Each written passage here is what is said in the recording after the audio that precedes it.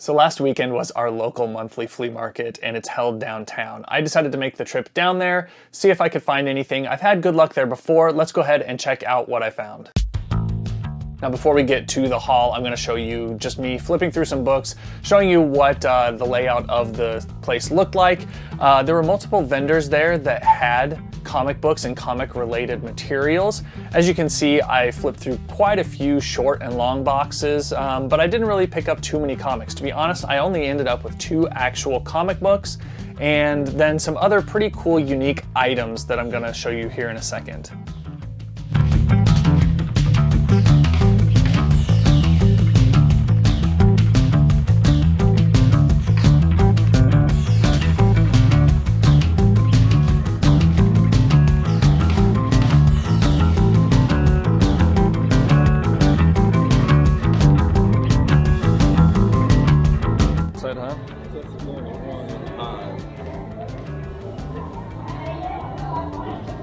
There you go. Good job.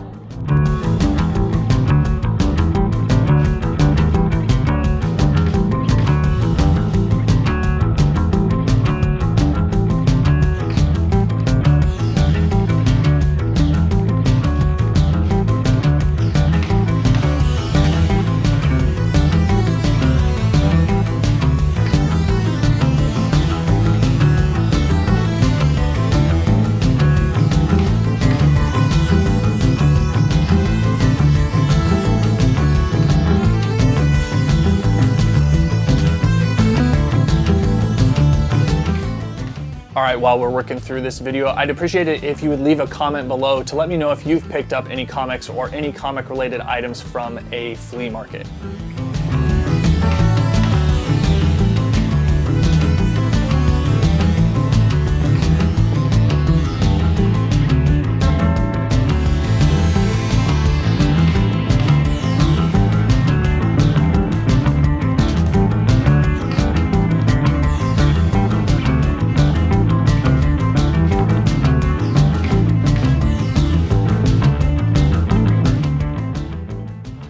Now this instance of the flea market was a little different than usual. Most of the time they're inside. We have it sometimes at the local casino, sometimes in large gymnasiums, but this time and the month before it was actually held at our minor league baseball stadium. Since the weather's nicer out now, it's actually a really cool venue. You kind of get to walk around the whole field.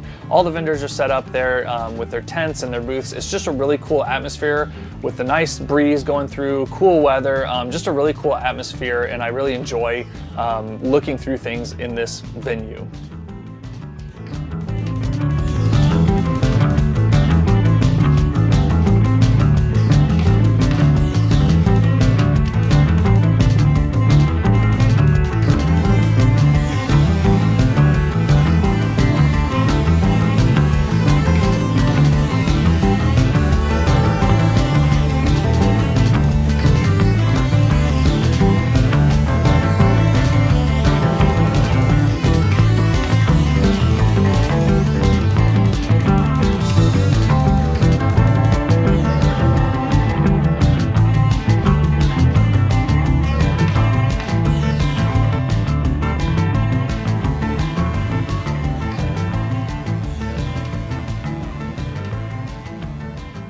So the first thing I want to show you are these 2000 AD pulp comic book magazines from Britain featuring Judge Dredd. Now Judge Dredd actually had his first appearance in issue number 2 of 2000 AD.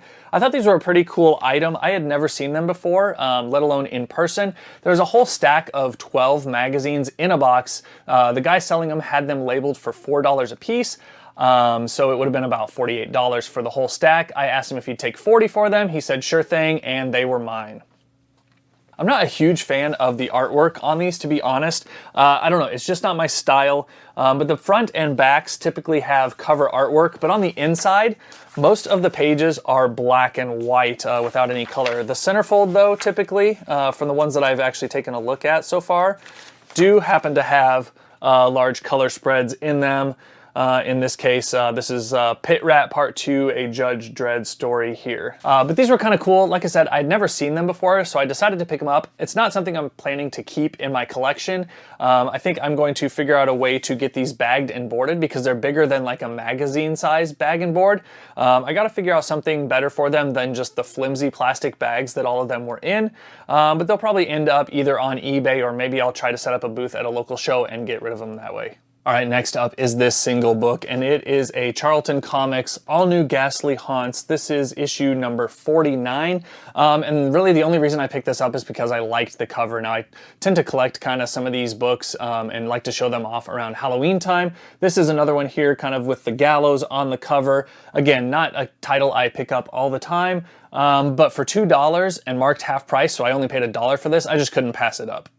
All right, then probably my two favorite items from this flea market both came from the same booth. Now, when I showed up at this booth, the seller was actually not there. It was a booth with a bunch of random items, but he had a couple boxes of comics, one being a long box that I flipped through, and it looked like the books looked pretty familiar, and it just so happens that I had sold this guy this whole long box of comics a few months ago at a flea market when I was selling, so I was flipping through them, and I was like, man, these look really familiar. Once the seller showed up, it made more sense as to why I had so much familiarity with those books. But he also had another box of comics that were kind of individually priced, or at least pulled out from the side because none of them had a price on them. I had to pull the books and ask him what he wanted out of them. And the two things that I pulled were OMAC #1 and then a special Mutant Mania magazine, which we'll get to here in a second. But like I said, he had OMAC #1. This is kind of a cool DC comic that I've been looking for with some Jack Kirby art on it. He's got his artwork and writing in this book. And it's a story of a guy named Buddy Blank who gets hired by this company to work for them to become the one-man army corps, where OMAC comes from. And he becomes friends with this lady named Lila at work. And the story just kind of goes on to find out what exactly is up with Lila. She's not all that she seems to be, and the company he's working for doesn't seem to be like it's up and up as well. Definitely an odd story for sure, but one to check out. This cover always cracks me up with just kind of the lady in the box and her parts kind of sticking out in a weird contortionist way. That kind of plays into the story itself once you read it. But this is a comic I've been looking for quite a while. I feel like I saw it one time at Half Price Books and for some reason didn't pull it out because it was pretty reasonably priced there.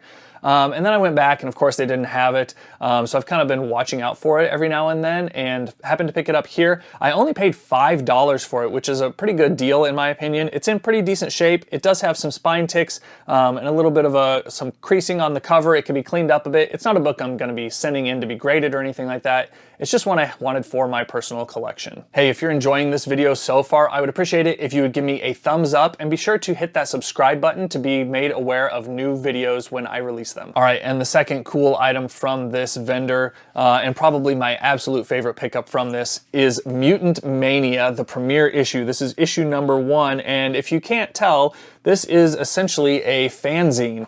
Now, it has kind of a cardstock cover on the front and back with some original artwork, but on the inside, it has what essentially looks like typed on a typewriter pages that a fanzine might have.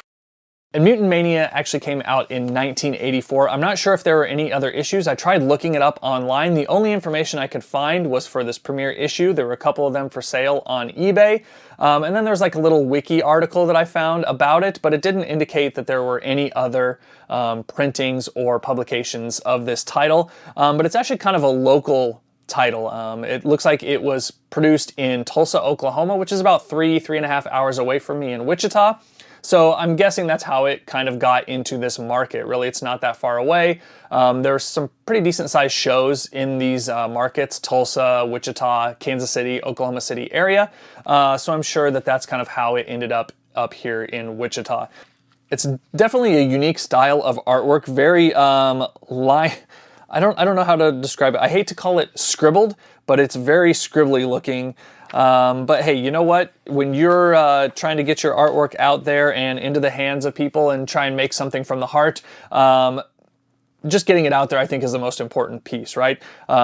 Just getting your work out there and having a sense of accomplishment and sharing it with the world is pretty cool, in my opinion. Like I said, finding this at the flea market is pretty cool. I've come across a few fanzines in the past, mostly related to like skateboarding and BMX type stuff back in the 80s and 90s. This is the first comic book one I've come across, and one I'm going to keep in the personal collection for sure. All right, and now I've got a bonus book for this video, and this one kind of ties in with Mother's Day. So a couple months ago, my mom was texting me about some comic books she found on her local Facebook community group.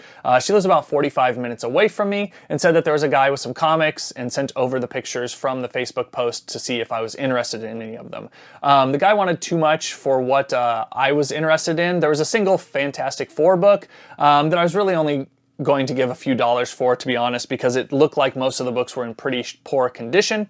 But the guy said, hey, no, that I'm looking to get more than that. And I said, that's fine, you know, no big deal. I'm not a Fantastic Four collector by any means. But if I can get them for a cheap enough price, especially Silver Age type books, I'll try and pick them up. So about a week or two later, after she let me know about these comics, she said, hey, are you still interested in that Fantastic Four comic? I said, yeah, sure, how much? And she said, well, it's gonna be free. The guy couldn't sell them, so he said I could have that book for free. So cue back to last weekend, Mother's Day, and I saw my mom for Mother's Day, and she brought with her Fantastic Four number 113. This is the first appearance of Overmind.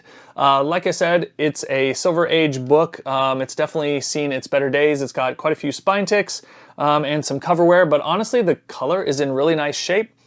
And just a cool Silver Age book to add to the collection. I'm not a big Fantastic Four guy, but I'm always happy to add these 12 and 15-cent comics to my collection.